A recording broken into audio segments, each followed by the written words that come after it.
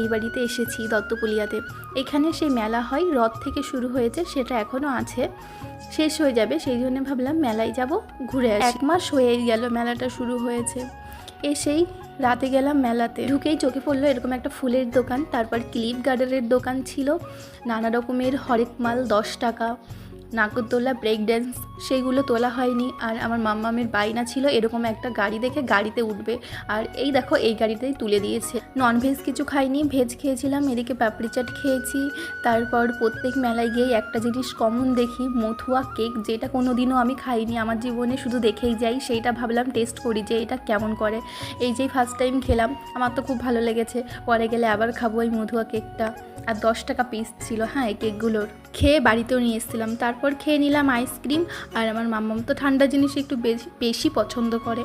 এবার দেখাবো মেলা থেকে কি কি কিনলাম। এরকম একটা ব্রেসলেট কিনেছিলাম, তারপর মাম্মামের জন্য এরকম 2টো ক্লিপ কিনেছিলাম 30 টাকা পিস, এই চুড়িটা কিনেছি 40 টাকা পিস, আমার মাম্মাম পছন্দ করেছে, এই ক্লিপটা কিনেছি।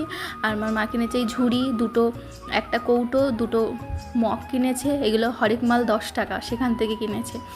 এই মগটাও তাই। আর কি হ্যাঁ খেলার জিনিস কিনেছিল, ছোট ছোট এই রাবারগুলো একটা কৌটোর ভিতর ছিল।